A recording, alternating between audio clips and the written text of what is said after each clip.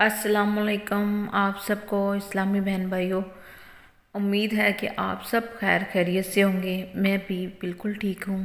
अल्लाह पाक आपको खुश रखे, खैर आबाद रखे, आपको भाग लगाए, मुझे भी आपके सदक़े भाग लगाए, कामयाबियाँ और तरक्कियाँ अता फरमाए अल्लाह पाक आप सबको।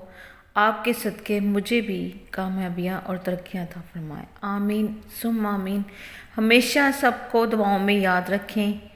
जब आप किसी के लिए दुआ कर रहे होते हैं, वही दुआ आपके लिए अल्लाह पाक कबूल फरमाता है। माशाअल्लाह सुबहान अल्लाह। इसलिए मैं बार बार यही कहती हूँ कि आप दूसरों के लिए भी दुआ करें। अपने लिए तो करें ही, दूसरों के लिए भी लाजमी करें। इंशाअल्लाह सबकी दुआएं कबूल होगी अगर यकीन के साथ की जाए। तो आज का वजीफ़ा लेकर आई हूँ मैं, वो है किसी भी मर्ज़ के हवाले से। अगर कोई बीमार है, ये बीमार बंदा ख़ुद भी कर सकता है। ये छोटा सा वजीफ़ा है और करेगा इंशाअल्लाह, मुझे दुआओं में हमेशा याद रखेगा। वजीफ़ा अल्लाह का नाम है। अल्लाह के नाम को आपने रूटीन से पढ़ना है। वो ये है, या सलामु या सलामु। हर मर्ज़ से शफ़ा इससे हासिल होगी।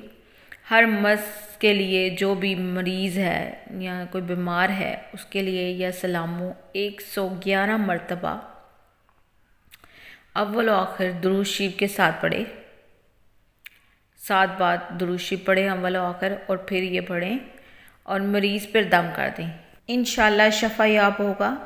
इसमें मरीज़ खुद भी पढ़ सकता है और कोई और भी उसको पढ़ के दे सकता है। किसी तरह का भी मर्ज़ हो, इंशाअल्लाह उस मर्ज़ से उसको शफ़ा मिलेगी।